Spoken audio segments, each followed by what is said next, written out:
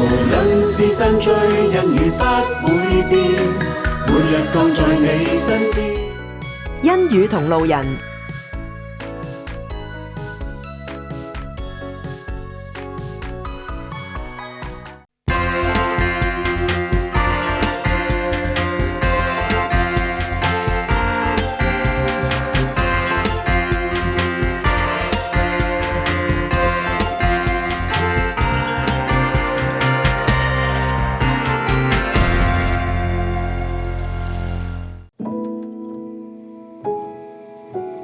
如果問自己咧係幾隨波逐流嘅，我認為我嘅童年咧其實對爸爸咧都係敬而遠之嘅。我有第二個小朋友，但係佢唔可以順利出世咁樣樣。對於我哋嚟講，我覺得點樣祈禱其實好似感覺上帝係好沉默啊，冇答我哋咁樣樣。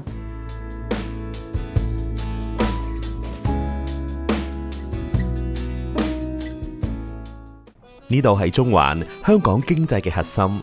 繁忙嘅街道、急速嘅步伐，或者冇辦法令人擠出一點空間去思考一下自己想過一個點樣嘅人生。今日，司徒永富作為一間上市公司嘅 CEO， 亦曾經沉醉喺呢一個紙醉金迷嘅世界裏面。當其時咧，96年咧就喺美國讀完書啦，翻嚟咧喺經濟方面咧，大家都係好樂觀嘅咁。所以咧，我就好快咧就入咗喺中環區域嘅一個當年叫做窗口公司嚇，主要咧即係從事咧就係金融投資啦。當年嘅金融市場十分暢旺，幾乎令人忘記咗要有收穫先要付出。獲利咧咁容易嘅，即係炒炒賣賣咁樣。原來咧唔需要咧係好似我哋講話多勞多得嘅，自己都感覺係非常之樂觀，一切盡是美好咁樣嚇，即係前途咧係一片光明咁咯。當慾望同埋追求變得越嚟越大嘅時候，信仰嘅生活彷彿變得越嚟越虛幻。如果問自己咧係幾隨波逐流嘅，我返教會去侍奉啊，已經心安理得㗎啦。咁就同自己嘅工作咧其實都幾遙遠嘅。我亦都唔會點樣問自己咧工作點樣去可以榮耀上帝啊。要講起司徒永富返教會認識信仰，就由佢中學開始。咁啊，適逢咧就係學校有一位代課老師，佢咧就入神學院喎，信咗耶穌喎，係好熱心咧，即係翻嚟學校度向我哋傳福音喎，帶我哋去旅行啊，請埋我哋食晚飯啊，咁就為的是咧就係想我哋參加佈道會。咁我係咁樣好自然地俾天父去撈我翻嚟咁樣嘅。我嘅成長係從團契開始嘅，就係好嚮往嗰種被接納，彼此分享，有人遞紙巾俾你，當你講嘅時候有人聆聽，甚至係會拍住你個膊頭，同你一齊祈禱，嗰種被接納嘅感覺咧，係好強啊！喺我信仰嘅歷程嘅裏面咧，其中一個好感動我嘅咧，就係浪子嘅故事嚇。咁就係揮霍無度啦，即係經營自己嘅生命啦。但係父親不離不棄地係去等候同埋歸家啦。咁我即係自細係一個街童啦。父親又不在場啦。母親喺我即係 BB 嘅時候過咗身。97年嘅金融風暴，金融業首當其衝，司徒永富亦變得一無所有。太太都唔知我去咗邊噶嘛，咁但係我仍然係準時起身返工咁。事實上都可能係坐在呢啲地方啊，又或者間公司已經冇咩嘢係運作㗎啦。返咗去嘅時候，食個早餐咁，跟住都唔知做乜嘅咁樣嚇。咁就其實都幾恍惚嘅。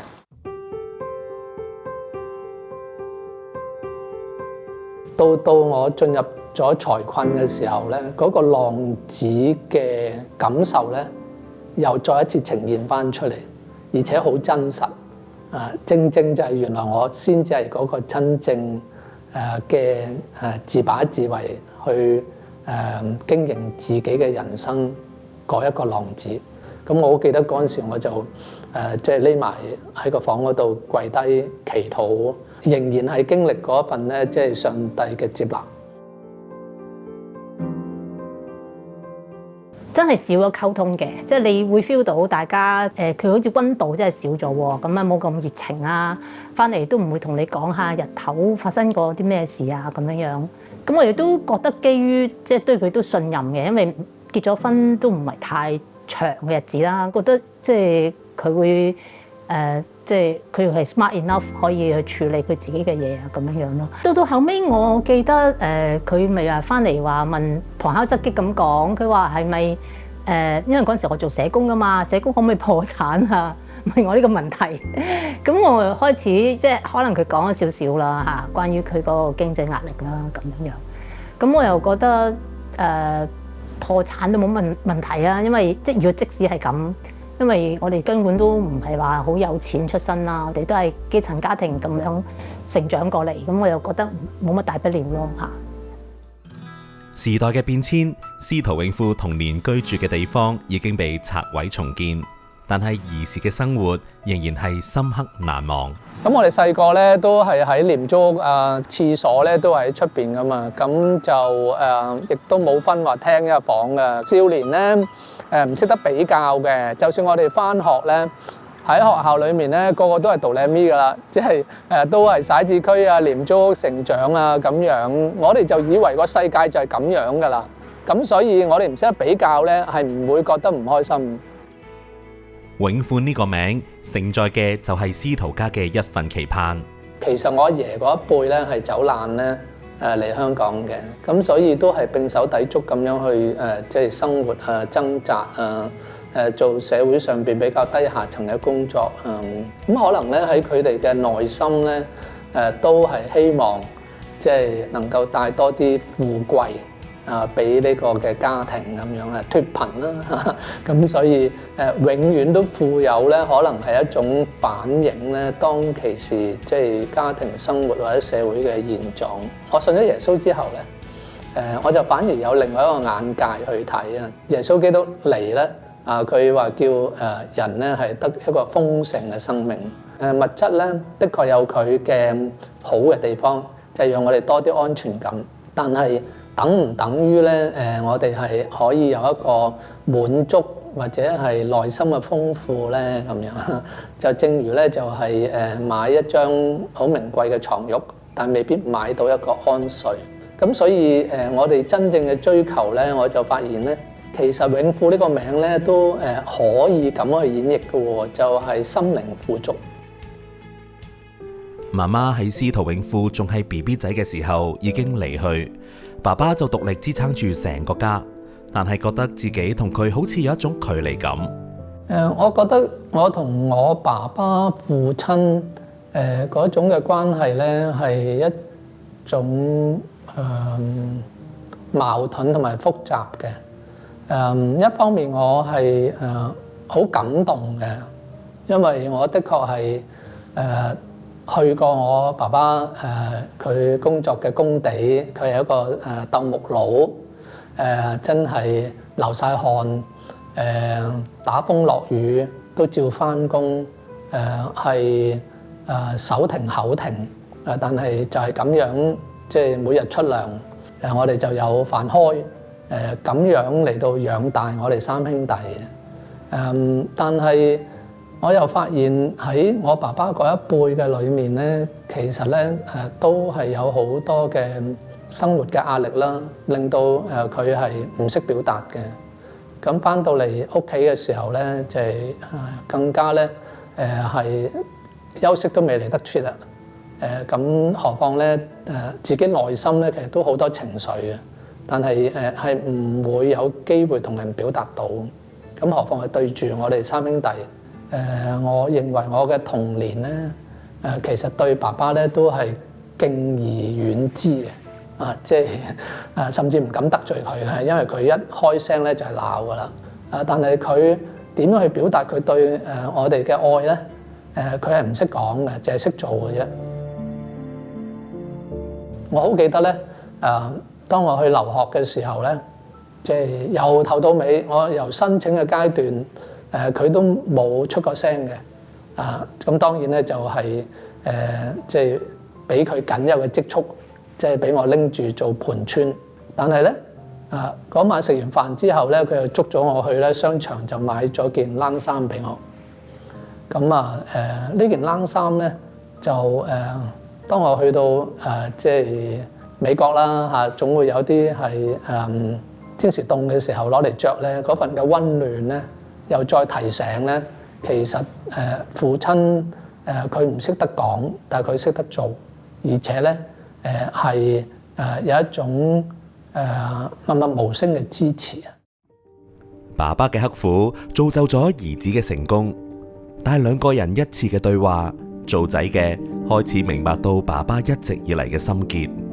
有一次我就同佢喺屋企附近嘅一個即係公園咁啊，即係同佢即係行啦嚇。咁行嘅時候咧，佢突然之間咧就坐低咧，就即係好有一種感慨啊！佢話佢自己嘅一生咧，好似冇任何成就。我同我阿爸講，我話其實你唔係冇成就啊，你好有成就。因為你養大咗我哋三兄弟，即係而家咁講咧，已經好多年前啦。我話我哋三兄弟都各自精彩，即係有自己嘅生活，有算係有我哋自己嘅事業，我哋都貢獻緊社會，都冇傷害呢個世界。其實呢個咪就係你嘅成就咯。我都覺得我啲語言唔知點樣嚟嘅，但係我阿爸就我覺得佢係有一份釋放啊，可以咁講。我望到佢嘅眼神係釋放。咁我有一次去探佢咧，嗰一次咧又係一個另外一份嘅喜悅嚟嘅。個喜悅咧就係原來佢係以我為榮喎。係點解咧？就係因為嗰一晚咧，佢喺山上，我喺下邊上去嘅時候咧，去探佢咧，我就覺得自己兩手空空唔係幾好啦，咁啊，於是咧我就喺附近嘅食肆咧，晚市嚟噶啦，咁就即係買咗個其實例湯嚟嘅啫，咁個例湯咧就一個發泡膠，咁即係好似麻麻地啊，唔係幾好睇啦，係嘛？咁於是就喺附近咧就買咗個湯壺，咁啊即係洗一洗佢，就將個例湯倒咗落湯壺嗰度。咁我咧見到佢瞓着咗，咁我就諗住寫低張字條，跟住擠個湯壺就即係離開。當我離開嘅時候，佢突然間嗌我喎，咁我就話阿爸飲湯啦咁樣。咁跟住咧，佢咧就即係好似好感動咁喎，即係佢覺得好奇怪喎，阿仔煲湯俾佢飲喎咁咧佢就同隔離嗰啲室友啊，就介紹咧呢個我個仔嚟嘅，跟住佢話佢煲湯俾我飲喎咁樣，咁我當然嘅反應咧就嚟唔切嘅，亦都唔好即係刻意懶誠實咁講話嗰個湯係例湯喺個即係冰室度買咁樣啦，咁我反而就話係啊，你飲啦咁樣，我覺得咧佢係飲得好開心。亦都係好，我嗰一種咧真係覺得佢係以我為榮嘅。我自己有一份好大嘅安慰嘅，即係我能夠好似係鼓勵安慰到我爸。咁啊，當我落山嘅時候咧，我就不斷回味呢個景象。咁當然後來咧。我都將呢個咁嘅景象翻去同我啲同事分享，咁跟住我啲同事就話：咁不如我哋賣湯啊咁啊！靜靜回味成長中片段，歡呼嘆息循環不斷，共度晴天陰天，脈搏也相連，爸爸的眷顧守身邊，踏着潮浪人海中佇立，高山再高仍在腳下，撲滅塵埃風沙，未放棄攀爬，因你帶動鍛鍊有加。是你的肩膊承受壓力，撐起一個家，未畏縮，堅決維護信念，更不惜代價。多少敦促訓話，多少叮囑牽掛，無望教我分清真與假。寒與沙，再重期望，不管有否開過花，是老鷹自由仍學飛，總跌倒感害怕，怎去溝通接納，未停內心鞭策，何時發覺爸爸兩鬢斑白。爹哋咧係一個好善良啦，係一個好人嚟嘅。我同佢嘅相處，我覺得係一個朋友咁樣。雖然工作好繁忙，但係盡可能嘅話，司徒永富都會抽時間去陪家人，尤其是個仔，盡爸爸嘅責任。我記得咧喺好細個嘅時候咧，咁啊突然之間咧佢就問我啦，佢話：爹哋用乜嘢洗車先至係最乾淨咧？咁於是我就話用洗潔精啊，我話唔係啊，我係用報紙洗車咁啊，佢話唔係咁樣。佢話咧用心洗車先係最乾淨。我同我仔仔咧好多呢啲故事咧，就係做乜咧？當然重要，不過唔係最重要。就係你一個成為一個乜嘢身份嘅人。譬如頭先嘅故事裏面咧，我嘅身份就係要洗車。咁呢個 B 型咧就好似一套制服咁樣。我哋成為一個上帝想我哋成為一個嘅生命。然之後我哋先去做嗰樣事情，咁所以我同我仔仔一路成長咧，我都係灌輸佢咧 B 型係重要過 doing 啊，咁樣嚇，即係你成為一個咩人係重要過你做啲咩事情。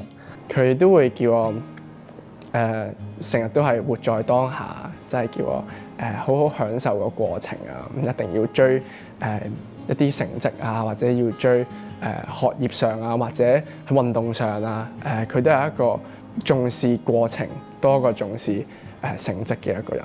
好多謝你，即係一路都係好似當我係朋友咁樣，咁我都係當你一個好 close 嘅朋友。我哋有個傳統嘅，就係每一次咧考試咧，咁佢都會揸車我去考場。一嚟係可能要我準時到啦，但係二嚟咧我哋都會喺車度企個肚先至去考場嗰度。咁我記得公開試我會好緊張。就算第一次駕駛考試都係肥佬嘅，但係出翻嚟咧，佢都係等埋我，咁佢有安慰我。但係我覺得進入考試之前咧，佢會同我祈禱呢個傳統或者呢個習慣，我覺得係好安慰嘅。喺事業上，司徒永富曾經經歷過高高低低；喺家庭上，佢都迎嚟過一次信心嘅考驗。我有第二個小朋友，但係佢唔可以順利出世咁樣。咁嗰陣時候都係幾艱難嘅，因為覺得即係我哋都好難去接受呢個事實啦。咁我哋都有一齊祈禱嘅，但係對於我哋嚟講，我覺得點樣祈禱其實好似感覺上帝係好沉默啊，冇答我哋咁樣。我記得有一次我哋喺個車廂裏邊啦，咁啊大家都唔出聲咁樣，咁啊唔知應該點樣算啊，因為知道個生命要就嚟去結束。咁於是我突然間見到車廂出邊其實啲樹葉喺度飄動緊一樣，咁我就醒起其實我都睇唔到風嘅，但係我知道風係存在咁所以即係我雖然我哋嘅上帝咧，我個上帝係好沉默，但係即係唔代表佢唔存在，而係佢用緊佢嘅方式嚇，即係同我交流緊咁樣。咁所以我哋都即係仍然相信上帝啦，咁就繼續去即係聽醫生嘅建議，去即係讓個小生命咁樣去結束咗咁樣。咁呢個係一個係幾艱難嘅，即係第一次好明顯，我哋去面對分離嚇，面對人生嗰種分離嚇，咁失去就即係彼此扶持咁去經歷過咯，咁係咯嚇。司徒永富帶領嘅集團有超過700位員工，每日佢除咗要諗辦法為公司帶嚟收入之外，亦都不忘時刻將基督嘅精神實踐喺工作同埋生活當中。我係越嚟越清楚咧，作為一個信徒咧，我哋有3種嘅從信仰裡面嘅邀請。一個咧就係大誡命，我哋要愛人如己啦，我哋要係去走喺上帝嘅教導裏面啦。一個咧就係大任命，就係做好上帝交付俾我哋地上管家嘅角色。呢啲咧可以係包括係上帝俾我哋嘅恩賜啊、資源啊、能夠養妻活兒嘅財富啊、物質嘅生活啊。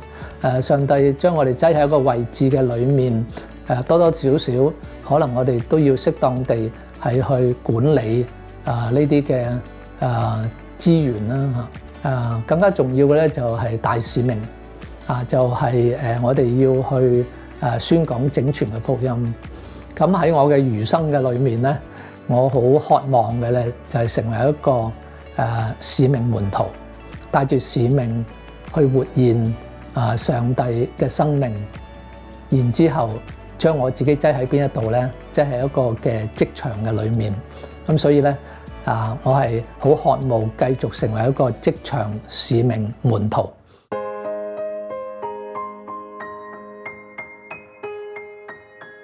我喺辦公室裏面啦，就都邀請咗一個好朋友書法家咧，就係後來佢送咗呢個牌匾俾我啦，就係哥林多前書嘅4章15節，師傅雖有1萬，為父的卻是不多。師傅雖有1萬，其實咧1萬咧已經唔係多噶啦。即係認識事情嘅人，知識上邊嘅擁有咧，其實都唔係好多嘅。